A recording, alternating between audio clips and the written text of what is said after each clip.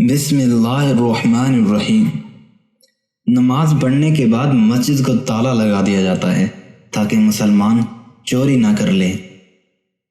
میں آج تک اپنی خاموشی پر نہیں پچھتایا، جب بھی پچھتایا اپنے بول پر پچھتایا۔ جو نکلی ہے خدا کی کھوج میں، وہی زندگی ہے موج میں۔ کسی انسان نے مجھ سے پوچھا کہ تمہارا اپنا کون ہے؟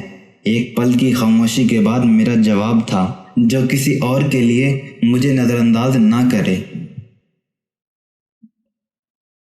نہ کر نصیب سے اتنے گلے، اے انسان، جب اللہ راضی ہوتا ہے تو ہر چیز مل جاتی ہے۔ حضرت علی رضی اللہ عنہ نے فرمایا، تم جنت نہ مانگو، بلکہ تم دنیا میں ایسے کام کرو کہ جنت تم کو مانگے۔ سب سے بڑی سلطنت اپنے نفس کا حکمران ہونا ہے۔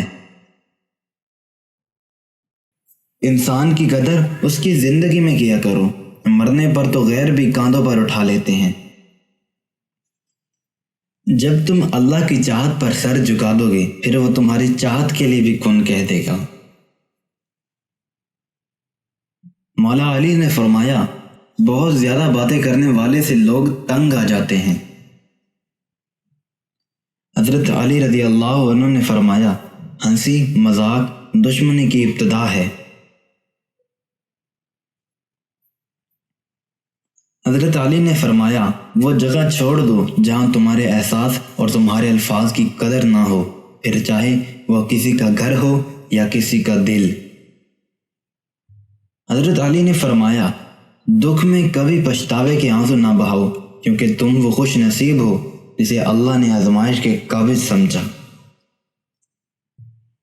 حضرت علی رضی اللہ عنہ نے فرمایا، خدا سے جب بھی مانگو تو مقدر مانگو، عقل نہیں، کیونکہ میں نے بہت سے عقل والوں کو مقدر والوں کے در پر دیکھا ہے۔ حضرت علی رضی اللہ عنہ نے فرمایا، صرف پیسے کا ہونا رزق نہیں ہے، نیک اولاد، اچھا اخلاق اور مخلص دوست بھی رزق میں شامل ہیں۔ حضرت علی رضی اللہ عنہ نے فرمایا، جب تم پر کوئی مشکل آ جائے تو کسی کا احسان نہ لو، کیونکہ مصیبت 4 دن کی ہوتی ہے اور احسان زندگی بھر کا ہوتا ہے۔